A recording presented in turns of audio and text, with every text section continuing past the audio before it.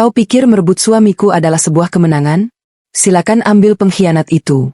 Sebagai balasannya, aku akan duduk di singgasana rumahmu. Aku pastikan, kau dan suamiku akan berlutut di bawah kakiku, memanggilku dengan sebutan ibu. Mari kita mulai permainannya. Sembari bersiap mendengarkan kisah ini, yuk, absen dulu di kolom komentar, dari kota mana saja kalian menonton. Jangan lupa dukung channel ini dengan like dan subscribe ya, supaya kami makin semangat mempersembahkan cerita yang lebih menarik lagi. 5 tahun pernikahan bukanlah waktu yang sebentar. Aku menghabiskan masa mudaku untuk membangun segalanya bersama Rangga. Saat kami menikah, Rangga hanyalah seorang staf biasa di sebuah perusahaan rintisan, sementara aku baru saja memulai firma desain interiorku sendiri.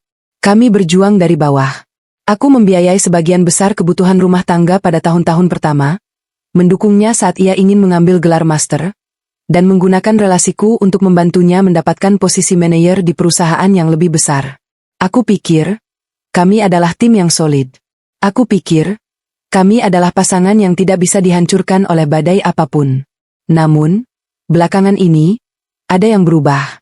Perubahan itu tidak terjadi dalam semalam. Semuanya dimulai dari hal-hal kecil yang mungkin akan diabaikan oleh wanita yang kurang jeli. Rangga mulai sering pulang larut malam dengan alasan lembur. Ponselnya yang dulu selalu tergeletak bebas di atas meja makan kini selalu berada di saku celananya, bahkan saat ia pergi ke kamar mandi. Ia juga mengganti kata sandi ponselnya. Saat aku bertanya, ia menjawab dengan santai bahwa itu adalah kebijakan baru dari kantor untuk menjaga kerahasiaan data perusahaan. Logis. Tapi instingku mengatakan sebaliknya. Aku bukan tipe wanita yang suka meledak-ledak atau menangis histeris ketika mencurigai sesuatu. Emosi yang meluap-luap hanya akan mengaburkan logika. Aku selalu percaya bahwa kekuatanku berada pada ketenanganku. Semakin aku disakiti, semakin aku menjadi tenang dan penuh perhitungan dalam bertindak. Alih-alih mengonfrontasinya tanpa bukti, aku memilih untuk mengamati. Suatu malam, saat ia tertidur pulas karena kelelahan, aku mencium aroma manis yang asing di kerah kemeja putihnya yang kotor. Itu bukan parfumku. Itu aroma floral yang manis, khas parfum wanita muda. Aku menatap wajah suamiku yang terlelap. Tidak ada rasa marah yang meledak di dadaku, melainkan sebuah hawa dingin yang perlahan menjalar ke seluruh nadiku.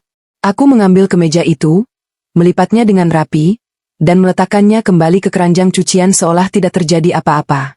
Esok harinya, aku mulai menyewa seorang detektif swasta. Aku memberikan jadwal Rangga, plat nomor mobilnya, dan alamat kantornya.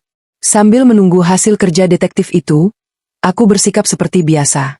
Aku memasakkan sarapan untuknya, menyeduhkan kopi, dan merapikan dasinya sebelum ia berangkat kerja. Aku tersenyum menatapnya, sebuah senyuman yang tidak lagi mencapai mataku. 1 minggu kemudian, amplop coklat itu tiba di mejaku. Aku sedang duduk di ruang kerjaku ketika kurir mengantarkannya. Aku membuka amplop itu dengan tangan yang stabil. Lembar demi lembar foto aku perhatikan. Foto Rangga makan siang dengan seorang wanita muda yang sangat cantik. Foto Rangga membukakan pintu mobil untuk wanita itu. Foto mereka masuk ke sebuah lobi hotel bintang 5. Dan laporan lengkap mengenai siapa wanita itu. Namanya Manda.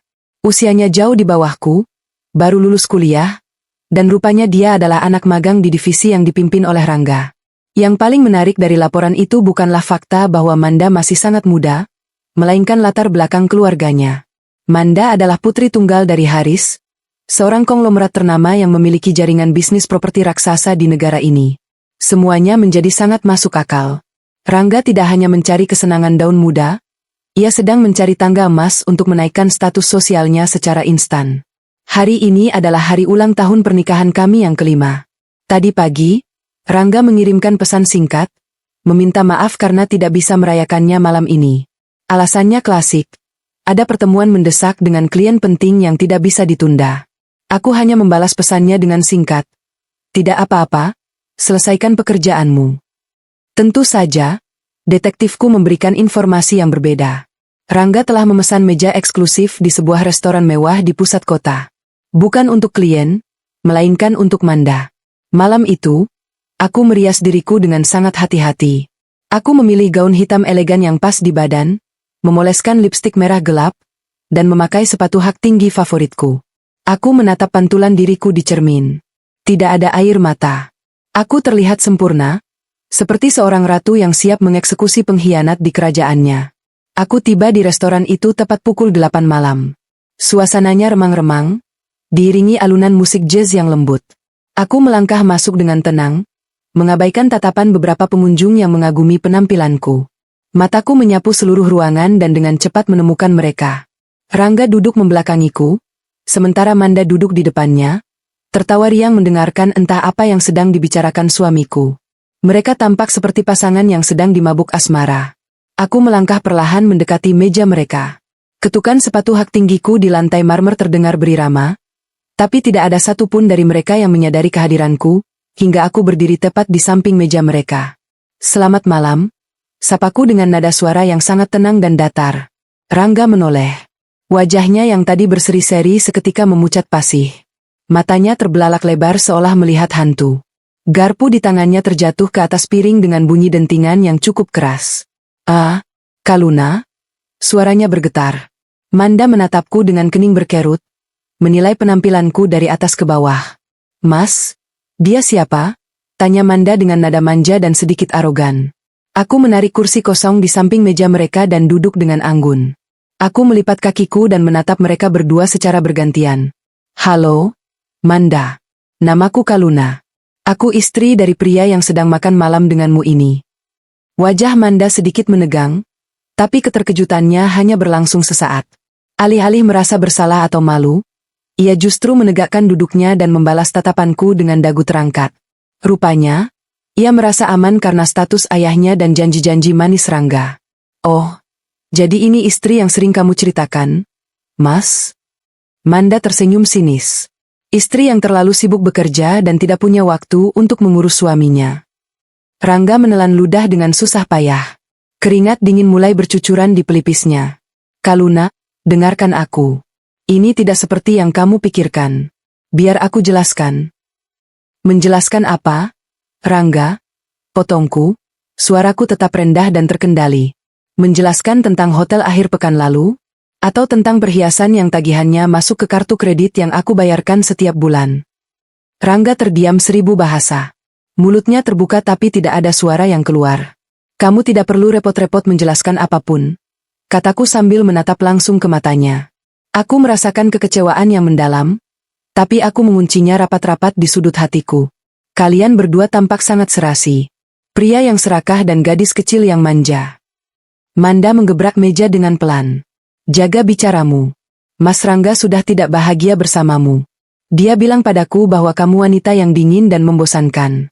Dia mencintaiku, bukan kamu. Sebentar lagi dia juga akan menceraikanmu." Aku menoleh ke arah Manda.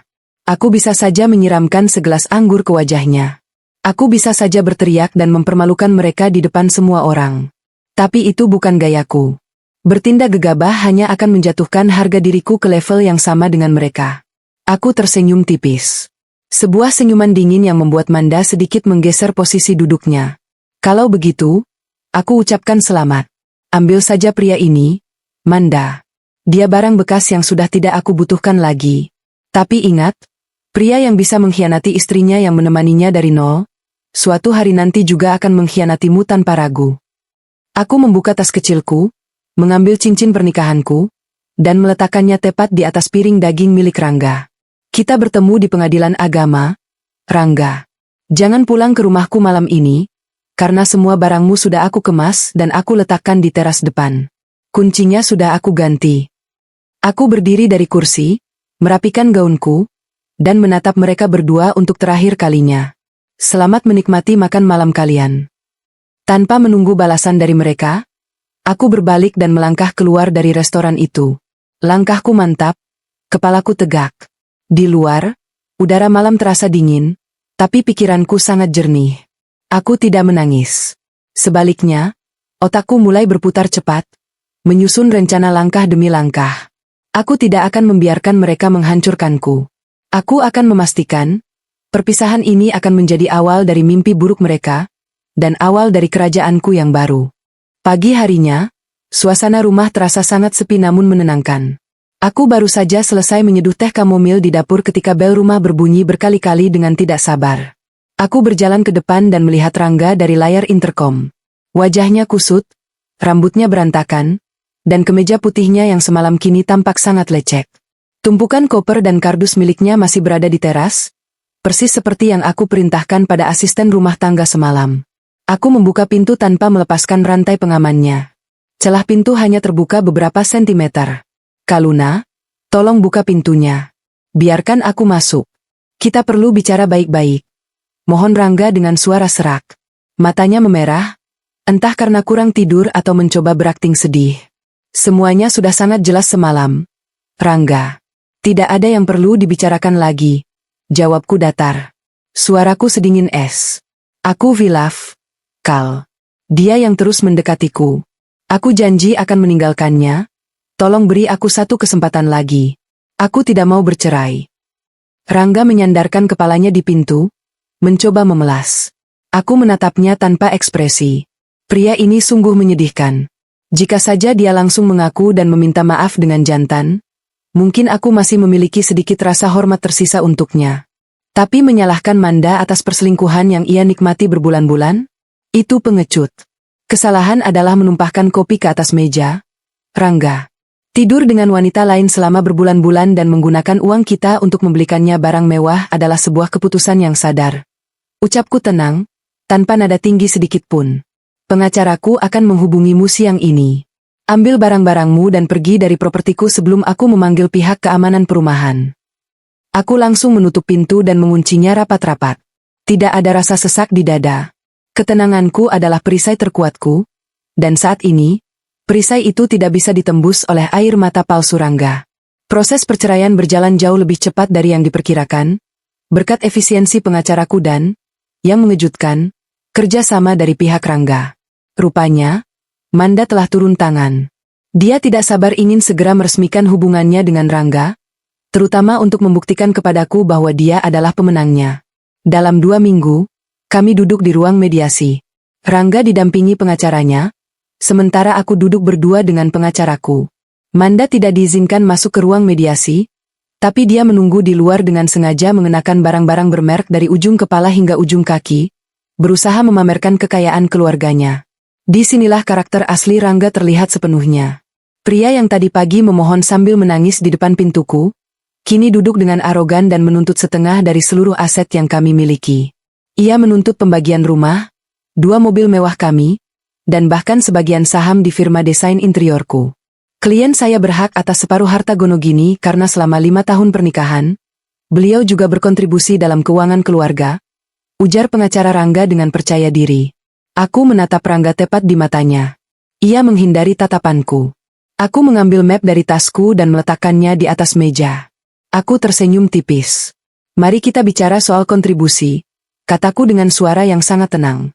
"Firma desain interior itu sepenuhnya didanai oleh modal pribadiku sebelum kita menikah. Sesuai perjanjian pranikah yang kita tanda tangani, yang sepertinya lupa Anda baca, Tuan Pengacara, aset bisnis tidak termasuk harta bersama." Wajah pengacara Rangga sedikit menegang, ia melirik Rangga yang tampak kebingungan.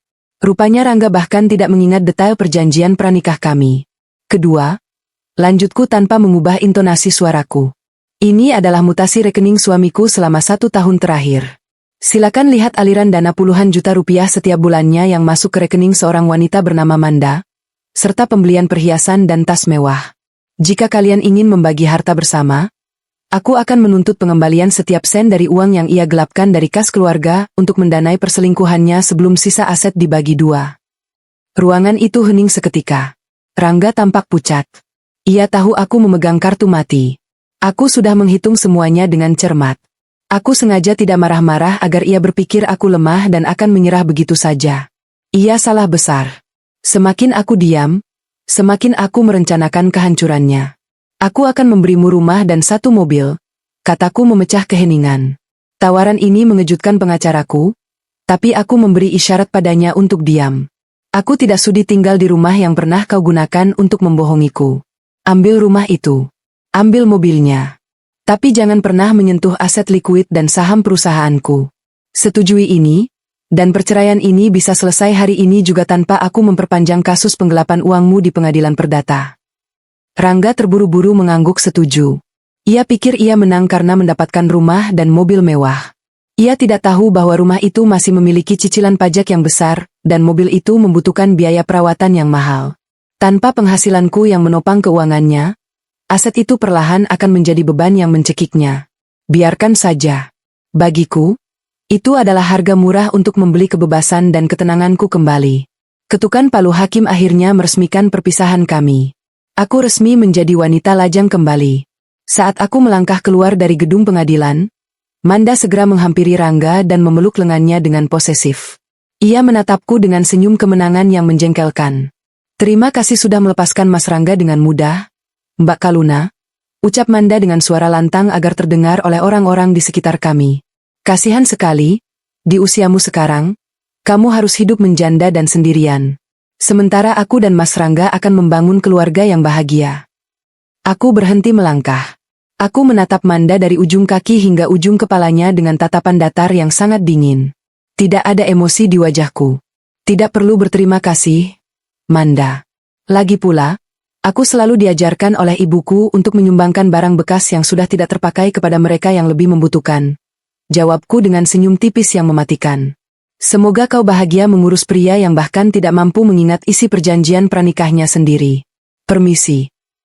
Aku melangkah pergi menuju mobilku tanpa menoleh lagi, meninggalkan Manda yang wajahnya merah padam menahan malu, sementara Rangga hanya bisa menunduk. 2 bulan berlalu sejak hari itu. Aku memfokuskan seluruh energiku pada pekerjaanku. Aku memindahkan kantorku ke kawasan bisnis yang lebih elit dan mendapatkan beberapa kontrak besar. Aku mengalihkan rasa sakitku menjadi bahan bakar untuk kesuksesanku. Semakin besar luka yang mereka torehkan, semakin besar ambisiku untuk berdiri di puncak. Suatu siang, asistenku masuk ke ruangan dan meletakkan sebuah amplop tebal berwarna emas dengan pita merah marun yang mewah di atas mejaku. Ada undangan untuk ibu, baru saja diantarkan oleh kurir khusus, ucap asistenku. Aku mengangguk dan mengambil amplop itu setelah asistenku keluar. Wangi parfum yang menyengat langsung tercium saat aku membuka segelnya. Itu adalah undangan pernikahan. Di atas kertas bertekstur mahal itu, tercetak dengan tinta emas nama yang sudah tidak asing lagi, Manda Rangga. Di bawah nama mereka, terdapat nama orang tua masing-masing. Di pihak Manda, tertulis dengan huruf kapital yang sangat jelas, Bapak Haris Joyo Hadikusumo, almarhumah, Ibu Ratna. Aku menatap nama, Haris Joyo Hadikusumo, cukup lama. Nama itu bukan nama sembarangan di dunia bisnis properti. Dia adalah naga di industri ini. Duda kaya raya yang karismatik, memiliki kekuasaan besar, dan relasi yang tak terbatas. Manda sengaja mengirimkan undangan ini, diantar dengan kurir khusus, untuk memamerkan seberapa jauh ia telah menang dariku.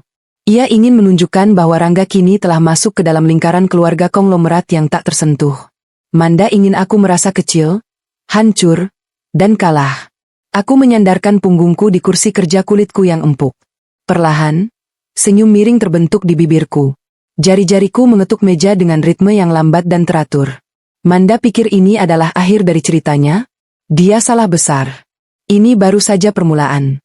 Aku meraih laptopku, membuka mesin pencari, dan mengetikkan satu nama, Haris Joyo Hadikusumo. Puluhan artikel tentang bisnis, kekayaan, dan profilnya muncul di layar. Aku membaca setiap detail, setiap proyek yang sedang perusahaannya kerjakan, dan setiap acara amal yang sering ia hadiri. Kau mengambil suamiku yang tidak berharga, Manda. Bisikku pada ruang kerjaku yang sepi, mataku tak lepas dari foto pria parubaya yang tampak berwibawa di layar laptop. Maka bersiaplah, karena aku akan mengambil satu-satunya pria yang menjadi sumber kekuatan dan kesombonganmu. Aku menutup laptop dengan pelan. Rencanaku sudah jelas. Aku tidak akan membalas dendam dengan cara rendahan. Aku akan masuk ke dalam kehidupannya, berdiri di tempat tertinggi, dan membuat mereka semua berlutut di bawah kakiku. Permainan catur yang sesungguhnya baru saja dimulai. Undangan pernikahan beraroma parfum murahan itu kuletakkan di dalam laci meja kerjaku. Aku tidak membuangnya. Benda itu adalah pengingat visual yang sempurna untuk menjaga akalku tetap tajam dan langkahku tetap terarah. Menangis atau marah-marah meratapi nasib bukanlah caraku bertahan hidup. Saat duniaku dihancurkan, aku tidak berteriak. Aku mengumpulkan puing-puingnya dalam diam dan menyusunnya menjadi senjata. Targetku sudah terkunci, Haris Joyo Hadikusumo. Melalui koneksi yang kubangun bertahun-tahun di industri desain interior, Aku mencari tahu jadwal tender proyek terbaru milik Joyo Hadikusumo Group. Kebetulan yang berpihak padaku, mereka sedang mencari firma desain untuk proyek hotel butik mewah di Bali. Tanpa membuang waktu, aku mendaftarkan firmaku. Aku dan timku bekerja siang dan malam selama 2 minggu penuh, menyusun proposal desain yang tidak hanya indah secara estetika, tetapi juga sangat efisien secara anggaran. Aku tahu persis apa yang dicari oleh seorang pengusaha kawakan seperti Haris. Ia tidak hanya membeli seni, ia membeli keuntungan jangka panjang. Hari presentasi itu tiba. Aku mengenakan setelan blazer berwarna krem muda yang dijahit pas badan, dipadukan dengan kemeja sutra putih di bagian dalam. Rambutku kuikat rapi ke belakang. Riasanku minimalis namun tegas. Aku berjalan memasuki ruang rapat Dewan Direksi Joyo Hadikusumo Group dengan langkah terukur. Di ujung meja oval kayu mahoni itu, duduklah pria yang selama ini hanya kulihat dari layar laptop. Haris Joyo Hadikusumo tampak jauh lebih berwibawa aslinya dibandingkan di foto. Uban di pelipisnya justru menambah kesan karismatik. Matanya tajam, mengamati setiap gerak-geriku saat aku berdiri di depan layar proyektor. Presentasi berjalan selama 45 menit. Aku menjelaskan setiap detail konsep, pemilihan material, hingga estimasi biaya perawatan jangka panjang. Beberapa direktur mencoba mencecarku dengan pertanyaan menjebak mengenai efisiensi waktu pengerjaan. Aku menjawab semuanya dengan tenang, lugas, dan didukung oleh data statistik dari proyek-proyekku sebelumnya. Tidak ada keraguan dalam suaraku. Saat sesi tanya-jawab hampir berakhir, Haris yang sejak tadi diam akhirnya mencondongkan tubuhnya ke depan. Ia melipat tangannya di atas meja. Konsep Anda sangat idealis, Nyonya Kaluna. Suara berat Haris memecah keheningan ruangan. Tapi di lapangan, idealisme seringkali hancur oleh cuaca dan kelalaian kontraktor. Bagaimana Anda menjamin desain lobi semi terbuka ini tidak akan membengkakkan biaya perawatan dalam 5 tahun ke depan? Aku tersenyum tipis, menatap langsung ke dalam mata tajamnya. Saya bukan sekadar pemimpi yang menggambar di atas kertas, Pak Haris. Material batu alam yang saya ajukan di proposal, sudah melalui proses pelapisan khusus yang kami kembangkan bersama pabrik lokal. Biaya awalnya memang 10% lebih tinggi dari standar pasar, namun biaya perawatannya turun hingga 40% dalam siklus 5 tahunan. Anda tidak membuang uang, Anda sedang berinvestasi pada ketahanan material. Haris terdiam selama beberapa detik. Tatapannya tidak lepas dari mataku. Perlahan, sudut bibirnya terangkat membentuk sebuah senyuman kecil yang penuh apresiasi. Menarik, gumamnya pelan. Rapat selesai. Keputusan akan kami umumkan lusa. Satu persatu direktur meninggalkan ruangan. Saat aku sedang merapikan dokumen dan memasukkan laptopku ke dalam tas, kudengar langkah kaki mendekat. Haris berdiri tidak jauh dari mejaku. Anda sangat tenang di bawah tekanan, Kaluna. Jarang saya melihat seseorang seusia Anda menghadapi jajaran direksi saya tanpa berkeringat sedikit pun. Ucap Haris santai. Kepanikan hanya akan mengaburkan isi kepala, Pak Haris. Dan saya sangat menghargai isi kepala saya, jawabku sambil menutup resleting tas. Haris tertawa pelan.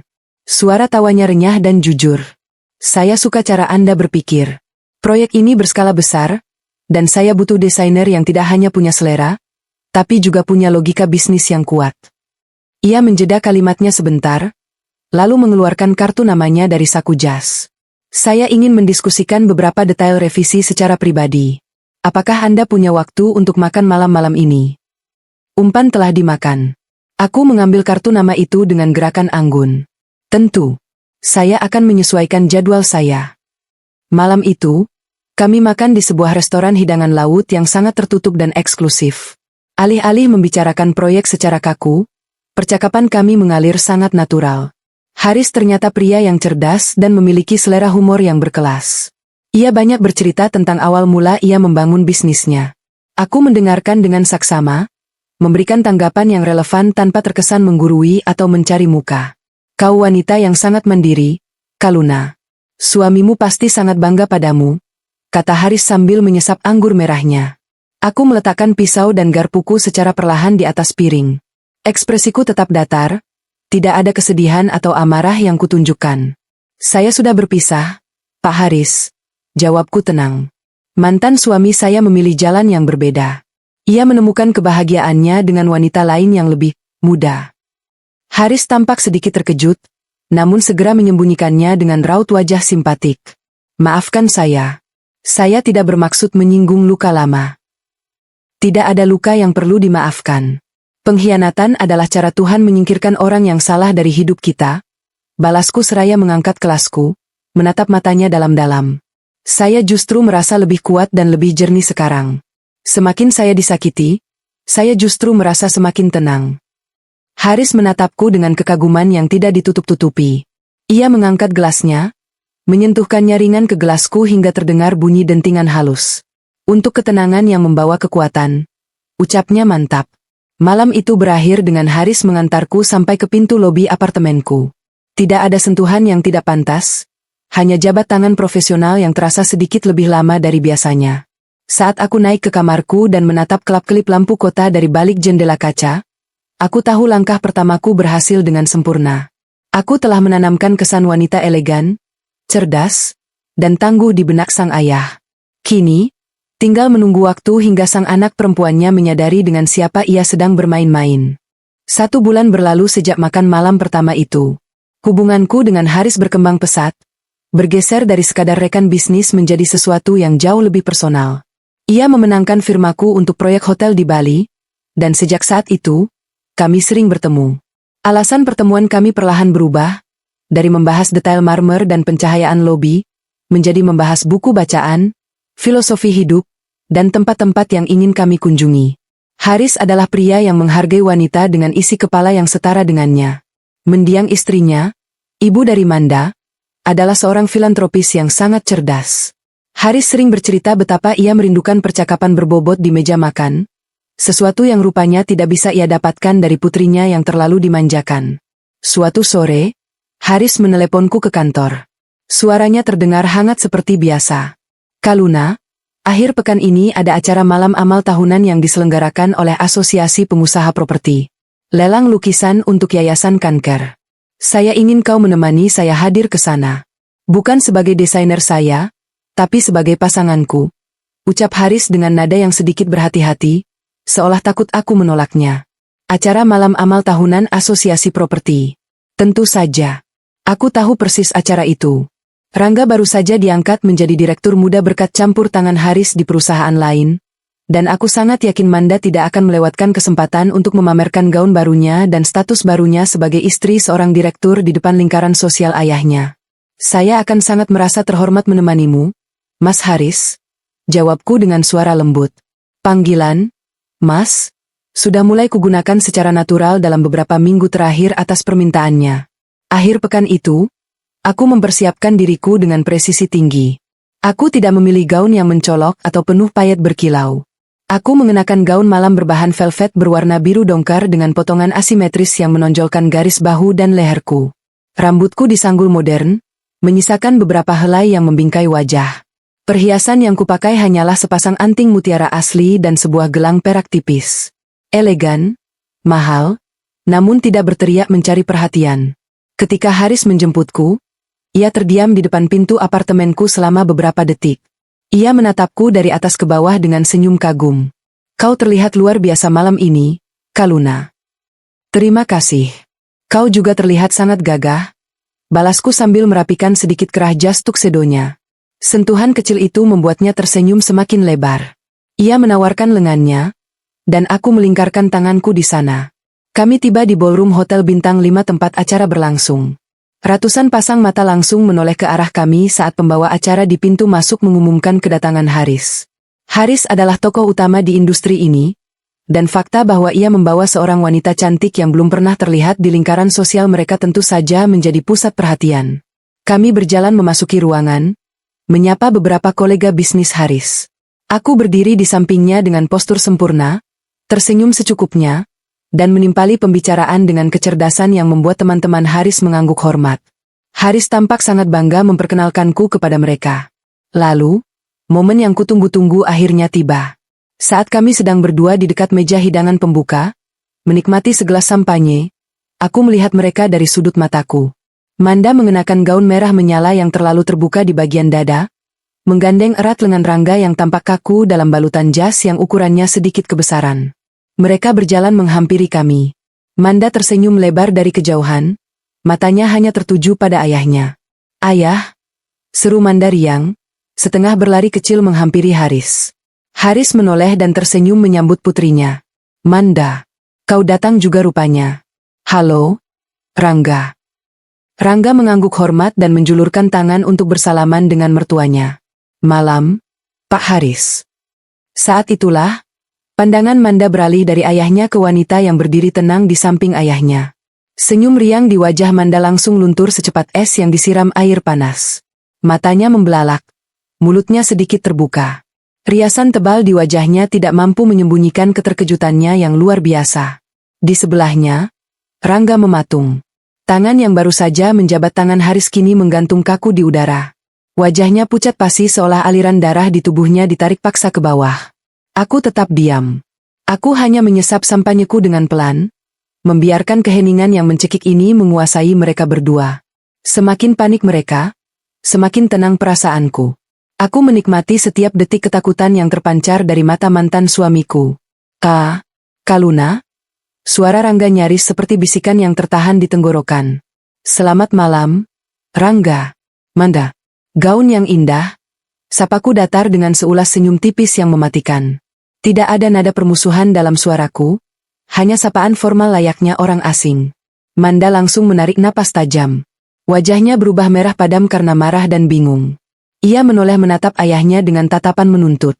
Ayah, sedang apa perempuan ini di sini? Kenapa ayah bersamanya? Haris mengerutkan kening melihat reaksi berlebihan putrinya. Ia menarik lenganku sedikit lebih dekat padanya, sebuah gestur protektif yang tidak disadarinya. Jaga nada bicaramu, Manda. Ini Kaluna. Dia rekan bisninku dan malam ini dia adalah pasanganku. Kenapa kau bersikap tidak sopan seperti ini? Manda tertawa sumbang. Suaranya melengking dan menarik perhatian beberapa tamu di sekitar kami.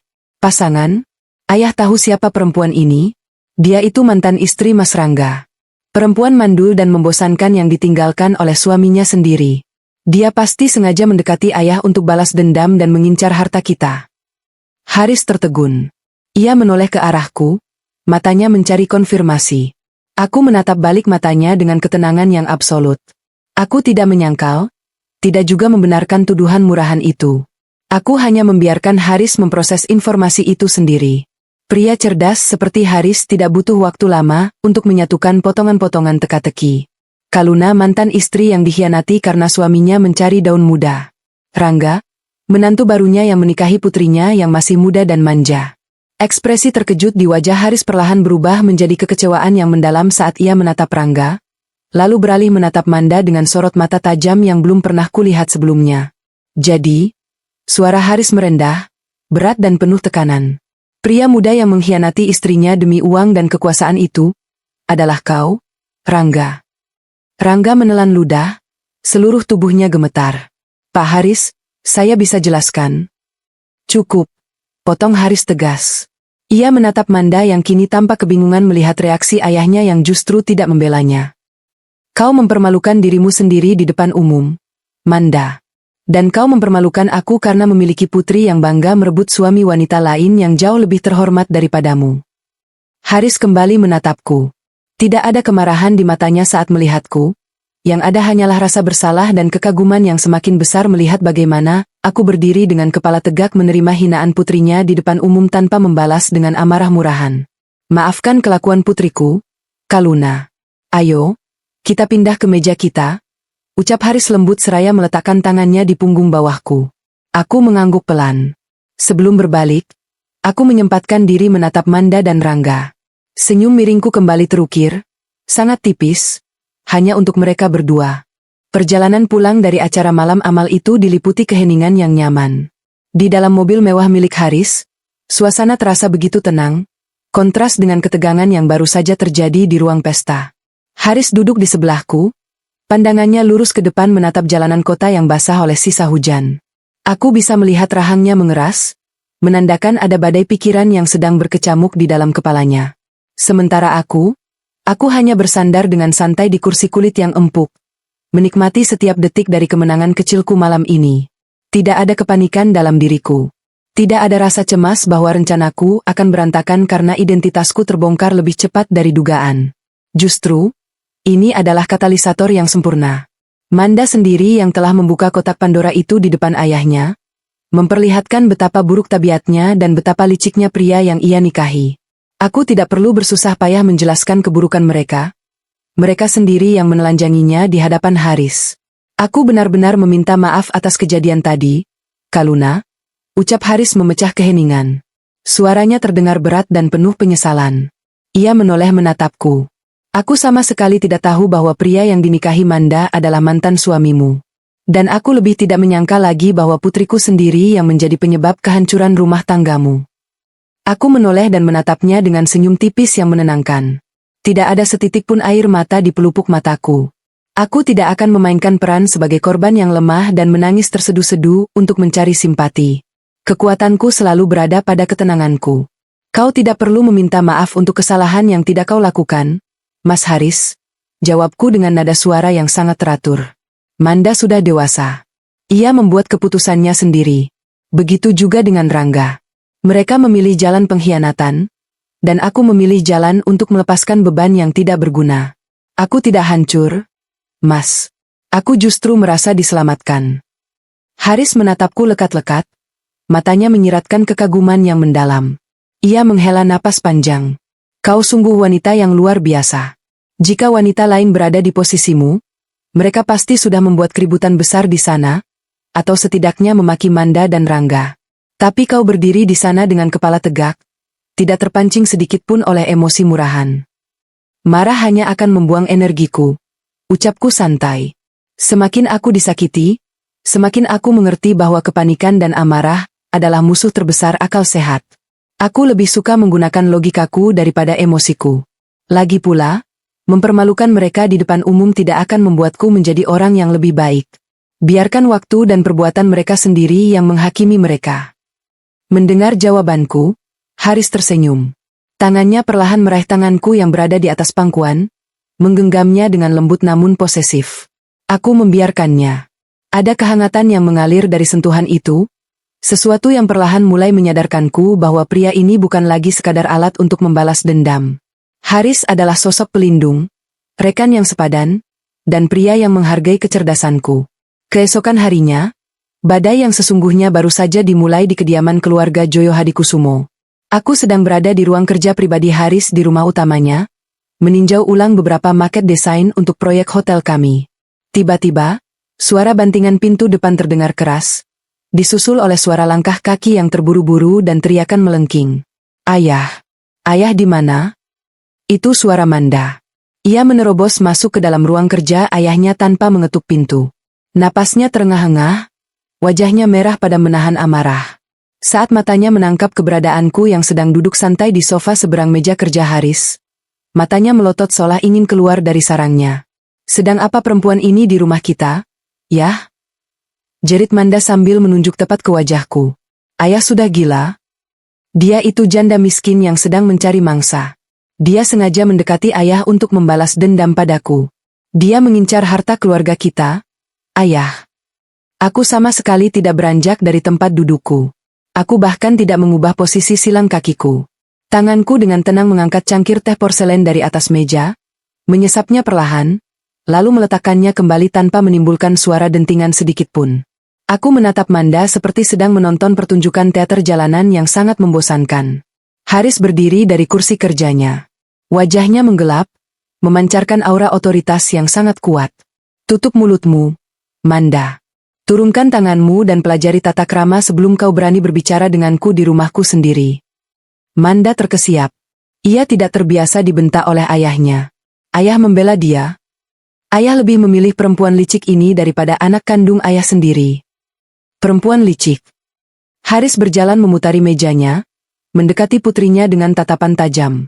Satu-satunya orang yang licik di ruangan ini adalah kau dan suamimu yang pengecut itu. Kau pikir aku tidak menyelidiki semuanya tadi malam? Kau menjadi perusak rumah tangga orang, Manda.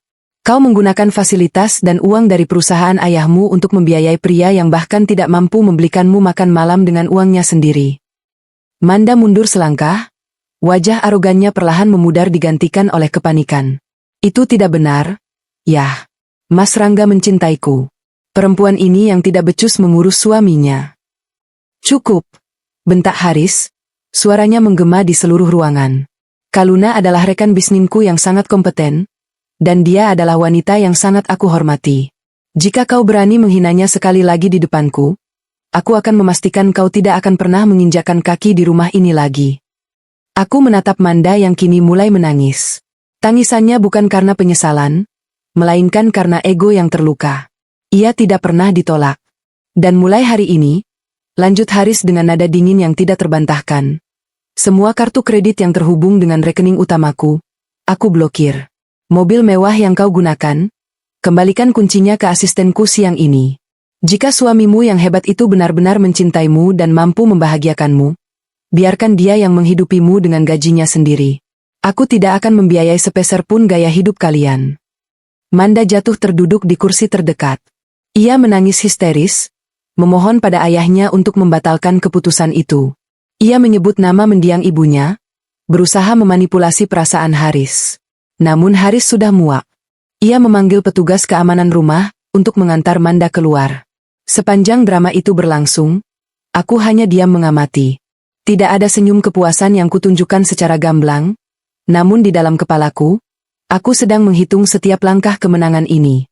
Aku memenangkan pertempuran ini tanpa perlu mengangkat suara sedikit pun.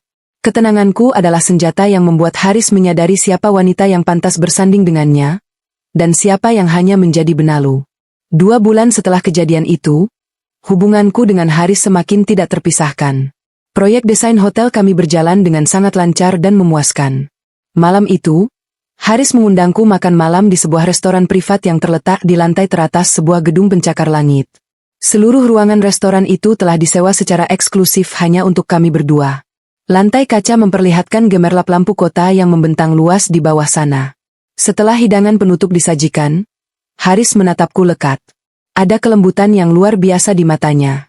Pria yang ditakuti di dunia bisnis ini, kini menatapku dengan tatapan seorang pria yang menemukan pelabuhan terakhirnya. Kaluna, panggilnya lembut. Ia mengeluarkan sebuah kotak beludru kecil dari saku jasnya dan meletakkannya di atas meja, menggesernya perlahan ke arahku. Aku menatap kotak itu, detak jantungku sedikit berakselerasi, namun ekspresiku tetap terkendali dengan anggun. Aku bukan pria muda yang pandai merangkai puisi cinta, ucap Haris dengan suara baritonnya yang tenang. Aku adalah seorang pengusaha yang selalu menghitung risiko sebelum melangkah. Tapi bersamamu, tidak ada risiko yang perlu kuhitung. Aku tidak mencari istri yang hanya bisa menemaniku di rumah. Aku mencari seorang ratu. Seorang mitra yang memiliki kecerdasan tajam, ketenangan yang absolut, dan nyali untuk berdiri di sampingku menghadapi dunia. Haris membuka kotak itu. Sebuah cincin berlian dengan potongan zamrud yang sangat elegan, tidak berlebihan namun memancarkan kemewahan yang tak terbantahkan, berkilau di bawah cahaya lampu. Kau datang ke dalam hidupku saat aku hampir menyerah pada arti sebuah ketulusan dan kecerdasan.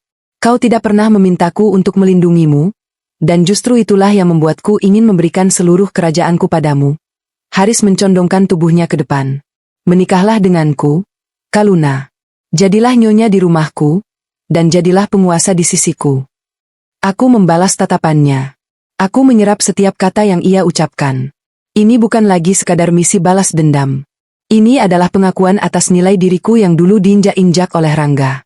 Pria luar biasa di depanku ini menawarkan dunia yang dulu tidak pernah berani kuimpikan. Perlahan, senyumku merekah.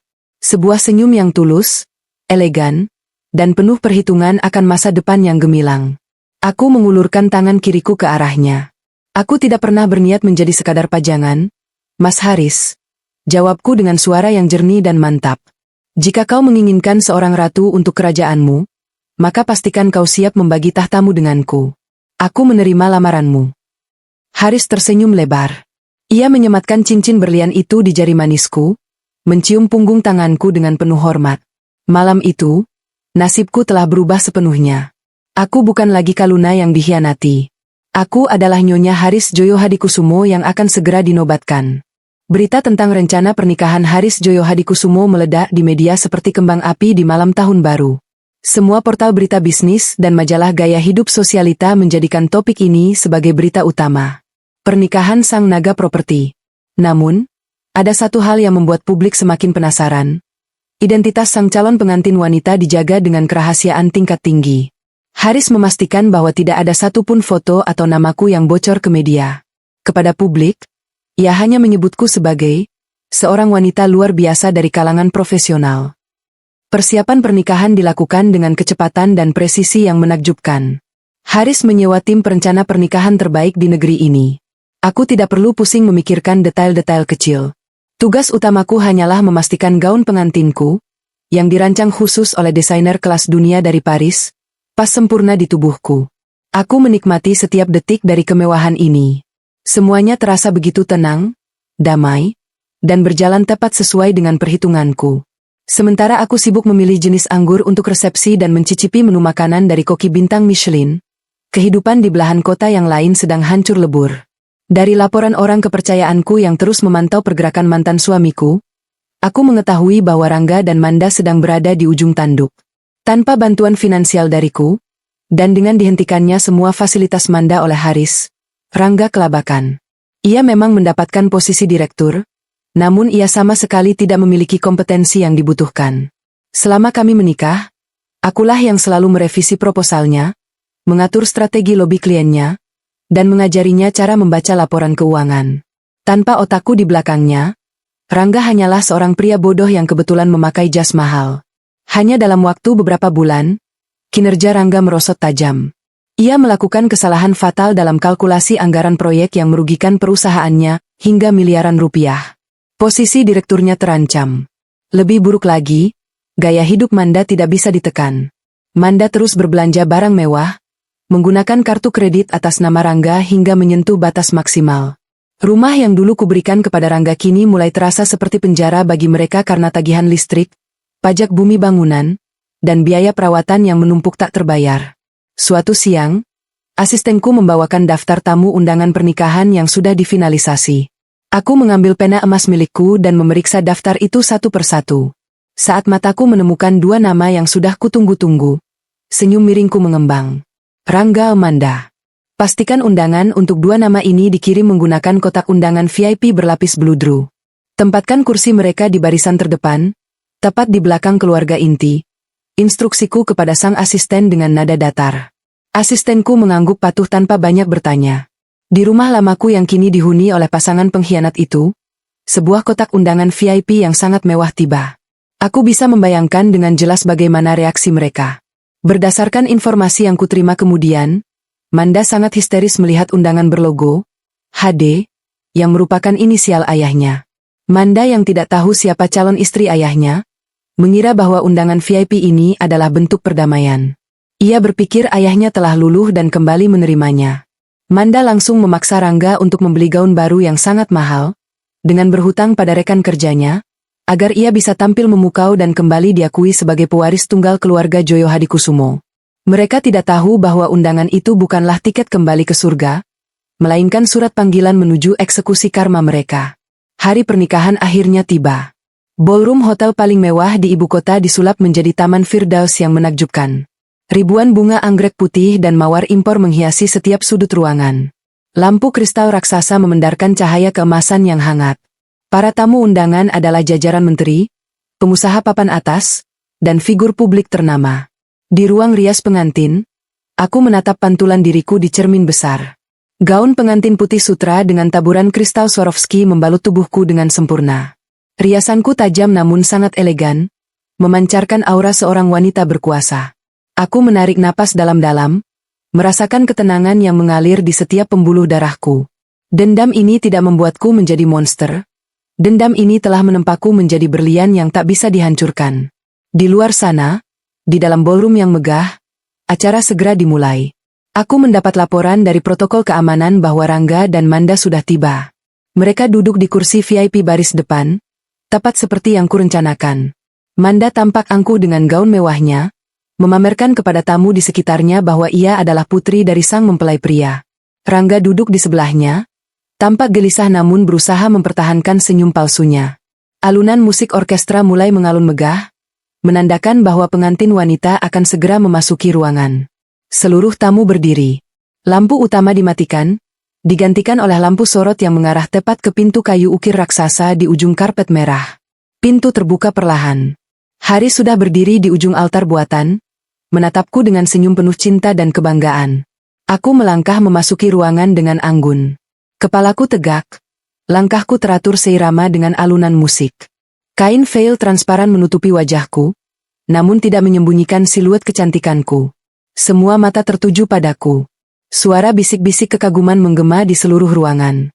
Aku berjalan menyusuri karpet merah, semakin dekat menuju altar, dan semakin dekat menuju barisan kursi VIP di mana mantan suamiku dan istri barunya duduk. Saat aku berada tepat sekitar 3 meter dari barisan VIP, aku menghentikan langkahku sejenak. Aku mengangkat kedua tanganku dengan gerakan lambat dan elegan, lalu membuka kain veil yang menutupi wajahku, menyibakkannya ke belakang kepala. Cahaya lampu sorot kini menerangi wajahku dengan sempurna. Dari sudut mataku, aku melihat pergerakan di barisan depan. Manda yang sejak tadi berdiri dengan senyum lebar bersiap menyambut ibu tiri barunya, mendadak mematung. Senyum di wajahnya lenyap seketika, digantikan oleh raut horor yang luar biasa. Wajahnya yang penuh riasan memucat seperti mayat. Di sebelahnya, reaksi Rangga jauh lebih menyedihkan. Lutut Rangga langsung melemas. Ia kehilangan keseimbangan dan harus berpegangan kuat pada sandaran kursi di depannya agar tidak terjatuh. Matanya menatapku dengan ketakutan yang luar biasa, seakan melihat malaikat maut yang datang menjemput nyawanya. Aku menoleh perlahan ke arah mereka. Di tengah ribuan tamu, di tengah kemegahan pesta miliaran rupiah ini, tatapanku langsung mengunci mata Rangga dan Manda. Aku tidak tersenyum sinis. Aku tidak menunjukkan ekspresi mengejek. Aku hanya menatap mereka dengan tatapan yang sangat tenang, datar, dan sangat dingin. Sebuah tatapan seorang ratu yang sedang melihat debu di ujung sepatunya. Tatapan itu bertahan selama 3 detik yang terasa seperti keabadian bagi mereka. Lalu, tanpa mengatakan sepatah kata pun, aku memutus kontak mata itu. Aku memalingkan wajahku kembali ke depan, menatap pria luar biasa yang sedang menungguku di altar, dan kembali melangkah dengan anggun seolah Rangga dan Manda sama sekali tidak pernah ada dalam eksistensiku. Di altar, Haris menyambut tanganku. Ia mengecup punggung tanganku dengan lembut. "Kau sangat memukau, Nyonya Kaluna," bisiknya. "Dan kau telah memberikan mahkota yang pantas untukku, Mas Haris," balasku pelan dengan senyuman penuh arti. Pagi pertama setelah kami kembali dari perjalanan bulan madu di pesisir Amalfi, Italia, sinar matahari menembus jendela kaca raksasa di kamar utama kediaman keluarga Joyo Hadikusumo. Aku terbangun oleh sentuhan lembut di bahuku. Mas Haris sudah berpakaian rapi dengan setelan jas abu-abunya, siap untuk berangkat ke kantor. Ia mencium keningku dengan penuh kasih sayang, menatapku seolah aku adalah satu-satunya keajaiban di dunia ini. Sebelum melangkah keluar kamar, ia meletakkan sebuah map kulit tebal di atas nakas di samping tempat tidurku. Ia mengatakan bahwa itu adalah seluruh dokumen aset, laporan keuangan rumah tangga, dan wewenang penuh atas manajemen properti pribadi keluarga. Mas Haris menyerahkan kendali kerajaannya kepadaku tanpa ragu sedikitpun. Baginya, aku bukan sekadar pendamping hidup, melainkan pemegang kunci kepercayaannya. Aku menerima map itu dengan senyum tenang, menyadari bahwa kini, posisiku sudah mutlak tak tersentuh. Kehidupan baruku sebagai Nyonya Haris Joyo Hadikusumo berjalan dengan sangat mulus. Aku mengatur ulang seluruh manajemen rumah tangga yang selama ini terbengkalai sejak mendiang istri pertama Mas Haris tiada. Aku menertibkan pengeluaran yang tidak perlu, menaikkan gaji para pekerja di rumah yang berdedikasi, dan memutus aliran dana terselubung yang selama ini masih diam-diam dinikmati oleh orang-orang yang tidak berhak. Setiap langkah yang kuambil penuh perhitungan, tanpa suara tinggi, tanpa amarah, hanya efisiensi yang absolut. Ketenanganku adalah kekuatanku. Semakin aku memiliki kuasa, semakin aku bersikap tenang dan rasional. Sementara aku duduk nyaman di atas singgasana baruku, di sudut kota yang lain, istana pasir yang dibangun oleh Rangga dan Manda perlahan runtuh rata dengan tanah. Dari laporan yang kuterima secara berkala, aku tahu persis seberapa hancur kehidupan mereka sekarang. Rangga baru saja dipecat dari posisinya sebagai direktur muda. Kesalahan fatalnya dalam mengambil keputusan investasi membuat perusahaan rugi besar. Tanpa campur tangan Mas Haris yang dulu selalu menjadi tamengnya, Rangga harus menanggung seluruh akibatnya sendiri. Ia bukan siapa-siapa tanpa relasi ayah mertuanya, dan ia tidak memiliki otak yang cukup cemerlang untuk bertahan di dunia bisnis yang kejam. Mobil mewah yang dulu menjadi kebanggaan Rangga ditarik oleh pihak leasing karena tunggakan cicilan yang menumpuk. Rumah yang kuberikan pada Rangga kini menjadi medan perang setiap hari. Manda, yang terbiasa hidup sebagai putri raja yang kebutuhannya selalu terpenuhi dalam sekejap mata, tidak bisa menerima kenyataan bahwa ia kini harus berhadapan dengan tagihan listrik yang menunggak dan saldo rekening yang kosong. Ia tidak terbiasa hidup susah, dan Rangga tidak punya kemampuan untuk mengembalikan gaya hidup mewah itu. Hingga akhirnya, hari yang sudah lama kutunggu itu tiba. Sore itu, hujan turun cukup deras membasahi taman belakang Mensahn. Aku sedang duduk santai di ruang tamu utama yang berlantaikan marmer Italia. Udara di dalam ruangan terasa hangat. Aku mengenakan gaun rumah berbahan sutra berwarna hijau zamrud, menikmati secangkir teh kamomil hangat sambil membaca laporan perkembangan proyek hotel di Bali. Suasana sangat tenang, hanya terdengar suara rintik hujan yang membentur kaca jendela. Tiba-tiba, kepala-kepala pelayan rumah, Pak Anton, berjalan menghampiriku dengan sikap hormat. Ia sedikit menunduk sebelum berbicara. Maaf mengganggu waktu istirahat Nyonya.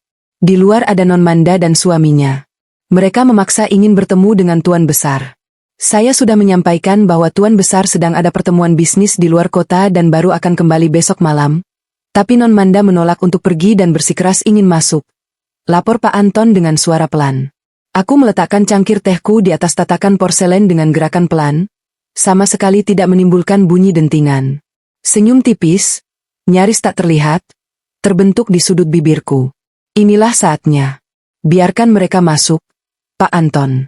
Arahkan mereka ke ruang tamu ini. Dan tolong siapkan 2 cangkir teh tambahan, tapi gunakan cangkir biasa untuk tamu, bukan set porselen utamaku. Ucapku dengan nada suara yang sangat datar dan tenang. Pak Anton mengangguk paham dan segera berlalu. Beberapa menit kemudian, terdengar suara langkah kaki terburu-buru dari arah lorong depan. Manda muncul dari balik pintu ganda ruang tamu, diikuti oleh Rangga yang berjalan gontai di belakangnya. Penampilan mereka berdua membuatku nyaris tertawa, namun aku menahan ekspresiku agar tetap sedingin es. Manda, yang biasanya selalu tampil sempurna dengan barang-barang bermerek edisi terbaru, kini terlihat sangat berantakan. Rambutnya lepek terkena air hujan, riasan wajahnya luntur, dan pakaiannya tampak kusut. Di belakangnya, Rangga terlihat jauh lebih menyedihkan. Pria yang dulu dengan sombongnya memamerkan kemesraan di depanku, kini terlihat kurus, pucat, dan kehilangan seluruh harga dirinya. Pundaknya merosot turun, matanya menatap lantai dengan tatapan kosong. Langkah Manda terhenti seketika saat melihat siapa yang duduk di sofa utama. Ia mengira akan menemukan ayahnya yang mungkin akan kasihan melihat putrinya basah kuyup. Namun yang ia temukan justru diriku, duduk dengan anggun seperti seorang ratu yang sedang menunggu rakyat jelata menghadap. Di mana ayahku? Suara Manda terdengar serak dan sedikit bergetar. Ia berusaha mempertahankan nada arogannya, tapi rasa putus asa jauh lebih mendominasi wajahnya. Aku tidak langsung menjawab. Aku mempersilakan Pak Anton meletakkan 2 cangkir teh di atas meja di hadapan mereka, lalu memberi isyarat agar asisten rumah tangga lainnya meninggalkan ruangan. Setelah kami hanya bertiga, aku menatap mereka berdua dengan tatapan lurus dan tenang. Suamiku sedang berada di luar kota untuk urusan bisnis. Jawabku pelan. Duduklah. Pakaian kalian basah. Teh itu akan sedikit menghangatkan tubuh kalian. Manda mengepalkan kedua tangannya. Matanya memerah menahan marah dan tangis. Aku tidak sudi minum teh darimu. Aku datang ke sini untuk menemui ayahku, bukan untuk melihat wajahmu. Kau pasti yang memanipulasi ayahku agar memblokir semua akses keuanganku, kan? Kau sengaja membuat hidupku hancur. Rangga mencoba menyentuh lengan Manda untuk menenangkannya, tapi Manda menepisnya dengan kasar. Diam kau, Mas. Gara-gara kau tidak becus bekerja, kita jadi gembel seperti ini, bentak Manda pada suaminya sendiri. Aku menyandarkan punggungku di sofa, menyilangkan kakiku dengan elegan. Aku membiarkan mereka bertengkar di depanku. Menonton kehancuran mereka secara langsung memberikan kepuasan yang aneh, tapi aku tidak sedikit pun terpancing emosi. Bagiku, mereka hanyalah pion-pion bodoh yang masuk perangkap mereka sendiri. Kau datang ke rumahku, membuat keributan di ruang tamuku, dan menyalahkan aku atas ketidakmampuan suamimu mencari nafkah. Ucapku dengan suara rendah yang sangat jernih, menghentikan pertengkaran mereka seketika. Gunakan logikamu, Manda. Mas Haris memutus fasilitasmu bukan karena aku yang memintanya. Ia melakukannya karena ia merasa malu memiliki putri yang tidak punya harga diri, yang merebut suami orang dan menggunakan uang ayahnya untuk memelihara pria tidak berguna itu. Rangga tersentak mendengar kata, pria tidak berguna. Ia memberanikan diri menatapku. Kak Luna, tolonglah. Kami benar-benar hancur. Perusahaanku memecatku. Semua aset kami disita. Kami tidak punya uang sepeser pun untuk makan besok. Tolong bicara pada Pak Haris agar ia mau meminjamkan sedikit dana untuk kami memulai bisnis baru. Aku menatap Rangga tepat di matanya. Rasa iba tidak pernah singgah di hatiku untuk pria ini. Setiap rasa sakit yang ia berikan padaku dulu, kini menjadi tembok besi yang menutup pintu empatiku. Pinjaman? Aku mengulang kata itu dengan nada geli yang tertahan. Seingatku, rumah besar dan mobil mewah yang kuserahkan padamu saat perceraian kita bernilai miliaran rupiah. Kemana semua aset itu, Rangga? Mengapa pria hebat yang dulu meninggalkanku demi wanita muda dari keluarga konglomerat ini sekarang mengemis di lantai rumahku? Wajah Rangga memerah karena malu. Ia menelan ludah dengan susah payah, tidak berani menjawab. Aku mengalihkan pandanganku pada Manda yang kini sudah meneteskan air mata. Kau tidak punya pilihan lain selain meminta bantuanku, Manda. Ayahmu sudah menyerahkan seluruh wewenang keuangan pribadi keluarga ini kepadaku. Tidak ada satu rupiah pun yang keluar dari brankas rumah ini tanpa tanda tanganku. Jika kau butuh uang, kau memintanya padaku, bukan pada ayahmu. Manda terbelalak tidak percaya. Itu tidak mungkin. Ayah tidak mungkin memberikan semuanya pada perempuan asing sepertimu. Perempuan asing. Aku tersenyum sangat tipis. Aku mengambil buku cek dari laci meja kecil di sampingku dan sebuah pena emas. Aku adalah istri sah dari ayahmu. Nyonya rumah ini. Dan satu-satunya orang yang bisa menyelamatkan kalian dari tidur di jalanan malam ini. Aku menuliskan sebuah nominal yang cukup besar di atas lembar cek tersebut, namun aku tidak langsung merobeknya. Aku meletakkan pena itu dan menatap Manda dengan tatapan menuntut yang dingin. Aku akan memberikan dana ini. Ini lebih dari cukup untuk kalian menyewa apartemen kecil dan makan selama beberapa bulan sampai suamimu mendapatkan pekerjaan yang pantas. Kataku pelan. Tapi tidak ada yang gratis di dunia ini. Mulai hari ini, setiap kali kau berbicara denganku, kau harus tahu posisimu. Aku menatap mata Manda yang penuh amarah. Ambil cek ini. Tapi sebelum kau menyentuhnya, aku ingin kau memanggilku dengan sebutan yang pantas. Sapa aku dengan benar, Manda. Manda menggertakkan giginya. Ia tahu apa yang kumaksud. Ia menatap cek di atas meja itu dengan pandangan lapar, tapi egonya menahan lidahnya. Namun, perut yang lapar dan kenyataan pahit bahwa ia akan menjadi gelandangan besok pagi mengalahkan harga dirinya. Dengan suara bergetar dan air mata yang mengalir deras menghapus riasan matanya, Manda menundukkan kepalanya. Tolong bantu kami, Ibu. Satu kata itu meluncur dari bibir Manda, mengukuhkan kemenanganku secara mutlak. Aku memindahkan pandanganku pada Rangga yang masih berdiri mematung. Dan kau? Ucapku pada Rangga dengan tatapan sedingin es. Kau yang dulu merendahkanku, kini berdirilah di situ dan menunduklah padaku. Jika kau ingin istrimu membawa pulang uang ini, kau harus menunduk hormat pada nyonya rumah ini. Rangga tidak punya tenaga lagi untuk melawan. Dengan bahu bergetar, ia membungkukkan badannya dalam-dalam ke arahku, menelan sisa-sisa harga dirinya hingga habis tak bersisa. Aku merobek cek itu dan menggesernya ke tepi meja. Selamat pagi, anak-anak. Ambil uang itu, dan jangan pernah muncul di hadapanku lagi kecuali aku yang memanggil kalian. Karma telah dibayar tunai. Aku hanya perlu duduk diam, dan dunia yang menghancurkan mereka dengan sendirinya. 6 bulan telah berlalu sejak insiden di ruang tamu siang itu. Kehidupan Rangga dan Manda tidak pernah lagi bersinggungan langsung dengan kehidupanku. Manda hidup dalam bayang-bayang ketakutan bahwa suatu hari aku akan mencabut tunjangan bulanan kecil yang kuberikan untuk menyambung hidup mereka. Tunjangan itu tidak kuberikan karena aku berbaik hati, melainkan sekadar taktik agar mereka tidak membuat skandal di media yang bisa mencoreng nama baik perusahaan Mas Haris. Manda yang dulu sombong kini benar-benar jinak, tidak berani membantah apalagi memamerkan kesombongannya. Namun, mengalahkan masa lalu bukanlah pencapaian terbesarku. Balas dendam hanyalah babak pembuka dari kehidupan baruku.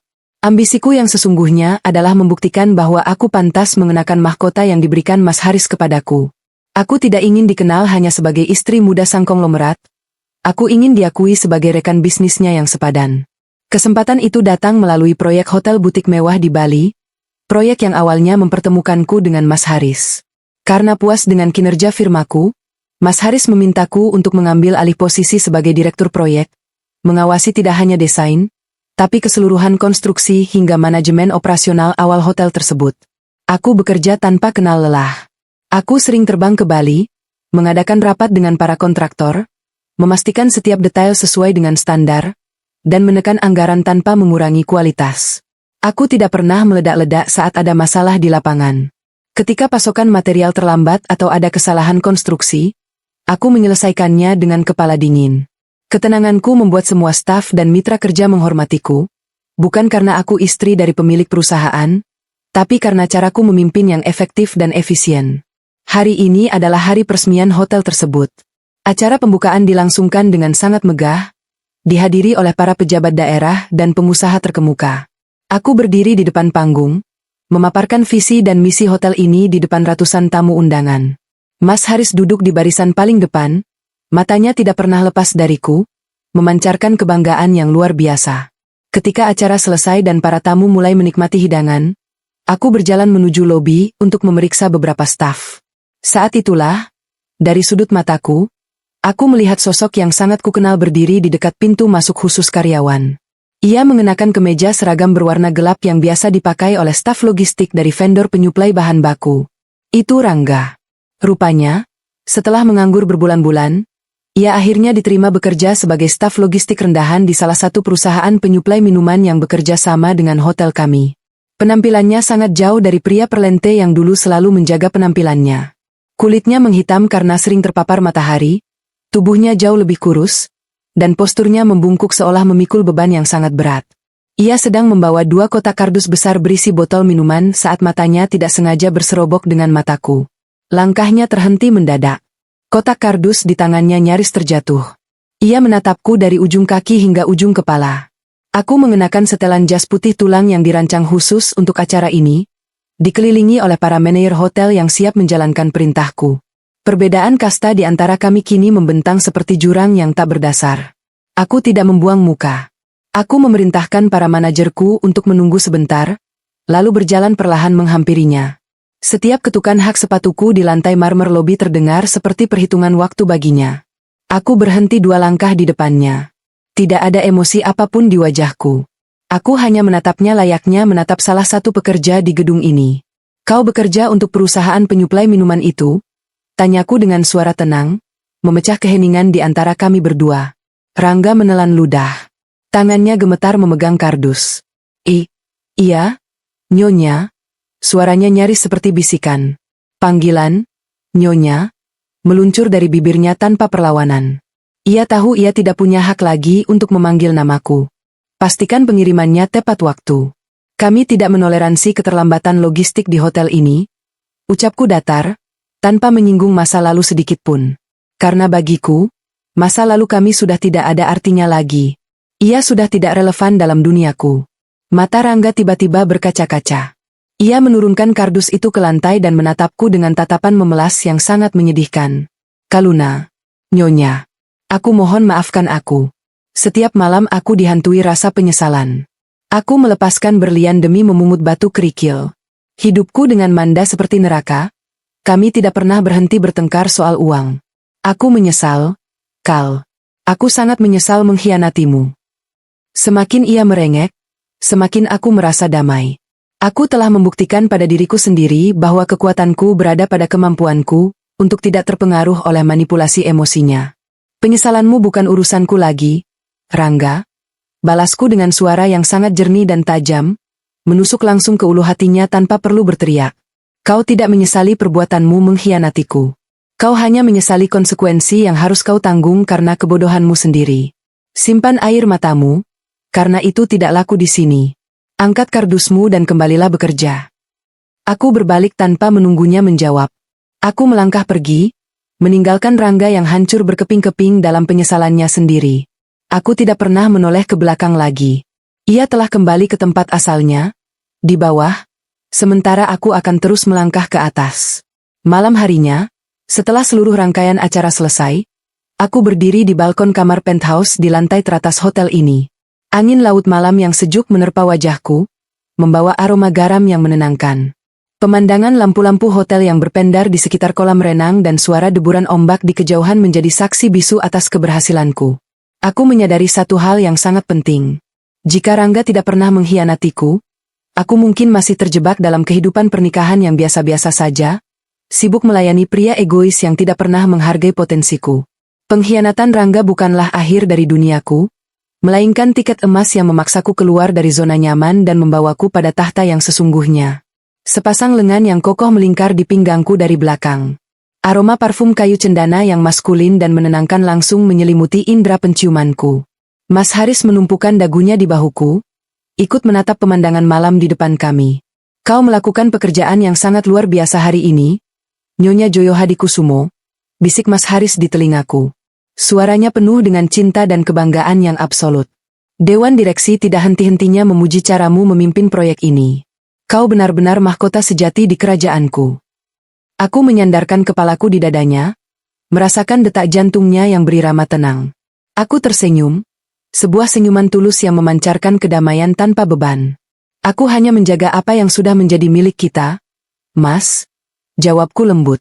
Ketenangan adalah senjata terbaikku, dan kau adalah alasan mengapa aku bisa menggunakan senjata itu dengan sempurna. Aku menutup mataku, menikmati pelukan suamiku. Permainan catur ini telah selesai. Aku telah memenangkan segalanya, harta, kekuasaan, rasa hormat, dan cinta sejati dari pria yang tepat. Bagi mereka yang menyakitiku, biarlah mereka hidup dalam bayang-bayang masa lalu yang kelam. Sementara aku, Kaluna, akan terus bersinar di puncak tahta, memegang kendali penuh atas takdirku sendiri.